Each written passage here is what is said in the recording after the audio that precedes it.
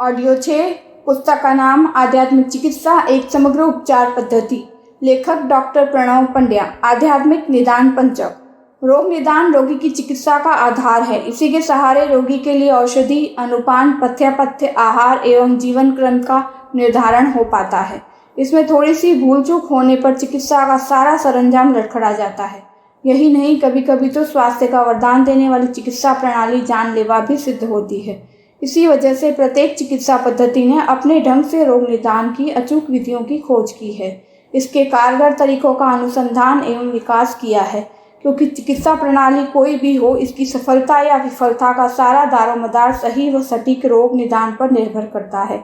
स्थिति तो यहाँ तक है कि आज रोग निदान की अचूक विधियों को ही चिकित्सा प्रणाली की सफलता की गारंटी के रूप में माना जाने लगा है। जिसे हम आधुनिक चिकित्सा पद्धति कहते हैं, उसने अपनी सफलता के लिए रोग निदान की अत्याधुनिक तकनीकें विकसित की है। कई चिकित्सालयों एवं चिकित्सा संस्थानों ने तो इसी के लिए अपनी प्रसिद्धि हासिल की है कि उनके यहाँ रोग निदान का यह ढांचा कितना चुस्त दुरुस्त एवं मजबूत है। सामान्य रोगी परीक्षण या रोग निदान की क्लिनिकल विधियों से लेकर पैथोलॉजिकल विधियाँ या फिर सीटी स्कैन, MRI के महंगे उपकरण इसी महत्वपूर्ण उद्देश्य के लिए तत्पर रहते हैं। अपने अपने ढंग से चिकित्सकों की कोशिश यही रहती है कि इसमें किसी तरह की कोई भूल चूक ना होने पाए। चिकित्सा प्रणाली कोई भी हो, पर रोग निदान के एकदम सटीक होने की कोशिश सभी जगह है। आयुर्वेद में वात, पित्त एवं कफ प्रकृति को ध्यान में रखकर रोग निदान करने की परंपरा है। इसके लिए नाड़ी परीक्षण एवं निदान पंचक आदि की प्रक्रियाएं अपनानी चाहिए। इसके निष्कर्षों के आधार पर ही रोगी की चिकित्सा का सरंजाम किया जाता है। होम्योपैथी में यह परिदृश्य थोड़ा अलग ढंग का है। इसमें रोगी की शारीरिक स्थिति के साथ उसकी मनोदशा का भी परीक्षण करते हैं। इन प्रचलित एवं पारंपरिक चिकित्सा प्रणालियों के अलावा वैकल्पिक चिकित्सा प्रणालियों के जो आयाम इन दिनों विकसित हुए हैं, उन सभी में कहीं न कहीं रोग निदान की समुचित विधि व्यवस्था की गई है, क्योंकि जब निदान ही नहीं तो समाधान किस व्याधि का। आध्यात्मिक चिकित्सा के क्षेत्र में रोग निदान का परिदृश्य थोड़ा अधिक व्यापक है। इसमें प्रचलित व पारंपरिक तरीकों से अलग हटकर इसका तंत्र विकसित किया गया है। इसका कारण यह है कि आध्यात्मिक दृष्टि मानवीय जीवन को समग्रता एवं परिपूर्णता से देखने पर विश्वास करती है। उसका जोर किसी एक आयाम पर नहीं, बल्कि दृश्य अदृश्य सभी आयामों पर समान रूप से है। इसी को ध्यान में रखकर इसकी रोग निदान विधियों को विकसित किया गया है, ताकि रोग की जड़ें कितनी भी गहरी क्यों न हो, उन्हें उखाड़ा और नष्ट किया जा सके। इसी उद्देश्य को पूरा करने के लिए आध्यात्मिक चिकित्सा के रोग निदान के 5 आयामों का ताना बाना बुना गया है।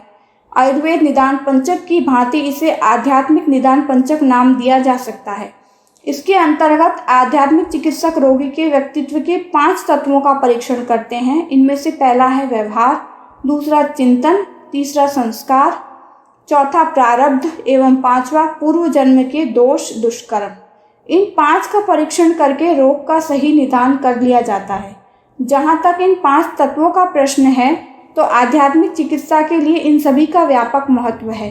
हालांकि इनमें एक को छोड़कर बाकी सभी आयाम अदृश्य हैं, जो आध्यात्मिक दृष्टि एवं शक्ति के बिना देखे एवं जाने नहीं जा सके। लेकिन इन अदृश्य तथ्यों को जाने बिना आध्यात्मिक चिकित्सा भी तो संभव नहीं है। इसमें से पहले यानी कि व्यवहार के अंतर्गत रोगी की शारीरिक पीड़ा, परेशानी अथवा मानसिक दुख दर्द का लेखा जोखा उसके व्यवहार की स्थिति के आधार पर करते हैं। इस सबसे उसके चिंतन चेतना पर पड़े हुए प्रभावों की पड़ताल चिंतन प्रक्रिया की जांच से की जाती है। तीसरे क्रम में संस्कार के परत अपेक्षाकृत गहरी हैं। इसकी जांच किसी भी मनोवैज्ञानिक परीक्षण के द्वारा संभव नहीं। इसे तो सीधे ही आध्यात्मिक दृष्टि एवं शक्ति से किया जाना चाहिए। ज़्यादातर रोगों के कारण यही जड़ समाये होते हैं। चौथे क्रम में प्रारब्ध की जांच परख थोड़ी और जटिल होती है। यदि रोग के कारण हमारे बाह्य जीवन में कहीं नजर नहीं आ रहे हैं और इनका पता हमारे संस्कार क्षेत्र में नहीं चल रहा, तो फिर प्रारब्ध की छानबीन करनी ही पड़ती है। लंबे समय तक यानी कि 10-15 वर्षों तक चलने वाले रोग अथवा फिर एक के बाद एक नए नष्ट कष्ट कठिनाइयों का प्रकट होना प्रायः प्रारब्ध के ही कारण होता है। यहीं पर इनकी जड़ें होती हैं। यदि इस गहरी परत को सही ढंग से न जाना समझा गया, तो रोग या कष्ट निवारण के सारे प्रयास धरे के धरे रह जाते हैं।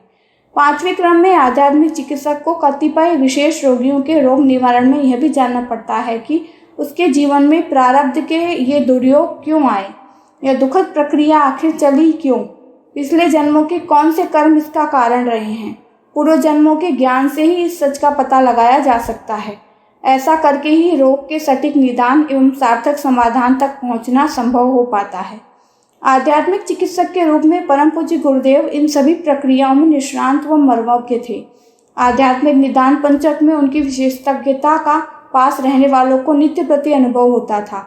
यूँ तो इस तरह के अनुभव एवं घटनाएं तो हजारों हैं, पर यहाँ केवल एक घटना का उल्लेख किया जा रहा है। यह घटना एक ऐसे व्यक्ति से संबंधित है जो गुरुदेव से वर्षों से जुड़ा हुआ था। वर्षों के सानिध्य के बावजूद उसका घर परिवार रोग शोक संताप से घिरा था।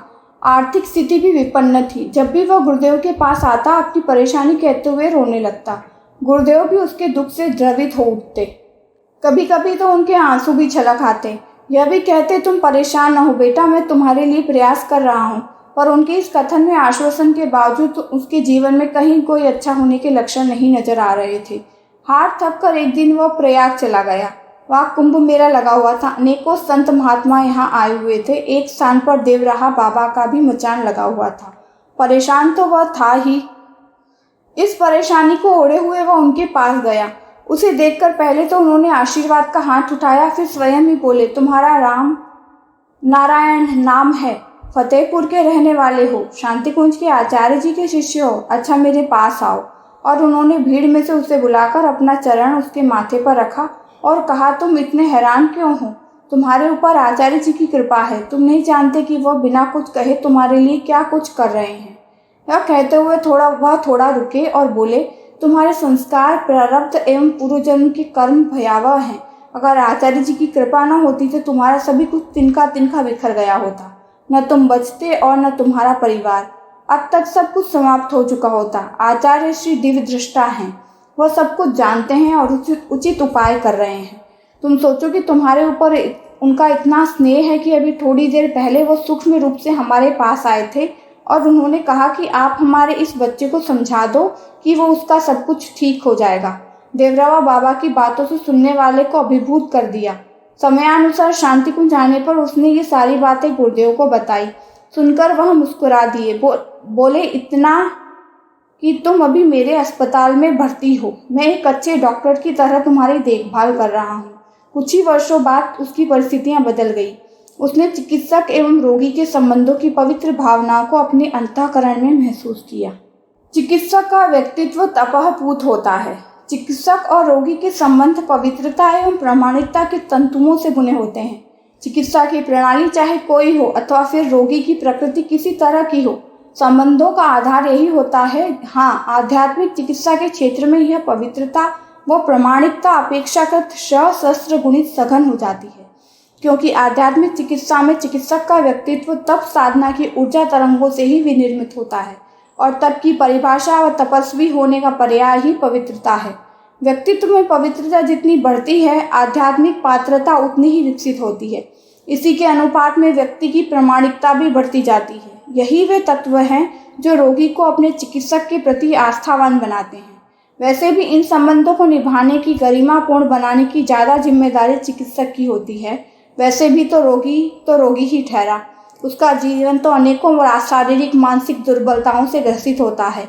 ये दुर्बलताएं एवं कमजोरियां ही तो उसे रोगी बनाती है। उसके अटपटे आचरण को क्षमा के योग्य माना जा सकता है, किंतु चिकित्सक की कोई भी कमी कमजोरी सदा अक्षम्य होती है। उसे अपनी किसी भूल के लिए कभी क्षमा नहीं किया जा सकता। यही वजह है कि चिकित्सक को अपनी पवित्रता व प्रामाणिकता सदा कसौटी पर कसते हुए खरा साबित करते रहना चाहिए। उसमें तनिक सा खोटापन असहनीय है, इसे बर्दाश्त नहीं किया जा सकता। चिकित्सक के संवेदन सूत्रों से रोगी का जुड़ाव होता है। उसकी संवेदना पर भरोसा करके ही रोगी अपनी परेशानी कहने बताने की हिम्मत जुटा पाता है। इस संसार में सबसे ज़्यादा कमी अपनेपन की है। रोगी के जो अपने संबंध हैं, जरूरी नहीं कि वहाँ वह अपनी व्यथा कह पाता हो, क्योंकि अपने और अपनों का खोखलापन जग विदित है।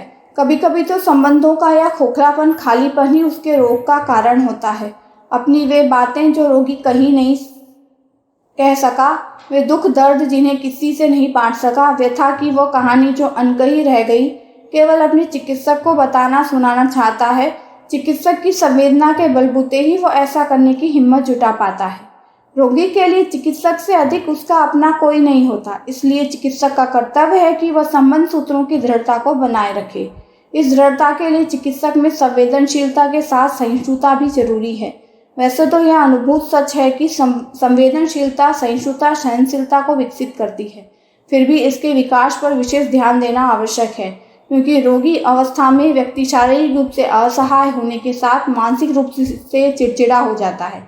उसमें व्यवहारिक असामान्यताओं का पनपना सामान्य बात है। यदा कदा तो ये व्यवहारिक असामान्यताएं इतनी अधिक असहनीय होती है जिन्हें उसके सगे स्वजन भी नहीं सह पाते।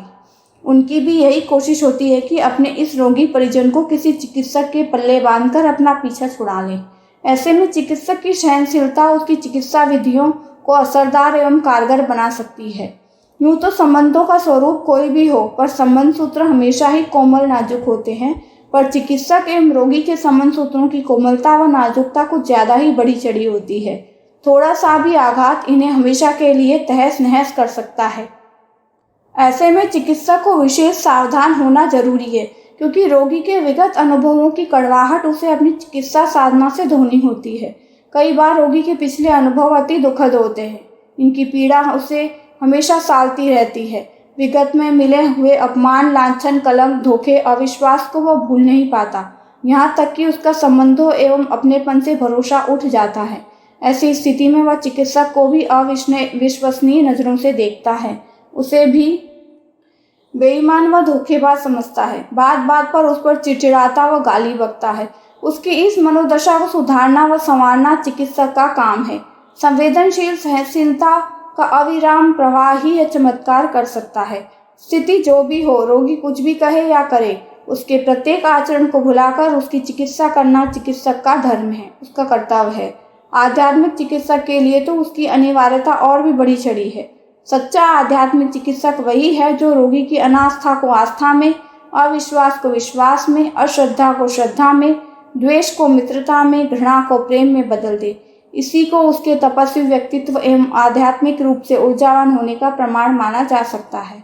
हर युग में आध्यात्मिक चिकित्सा वही करते रहे हैं। महाप्रभु चैतन्य ने जगाई मगाई के साथ यही किया था।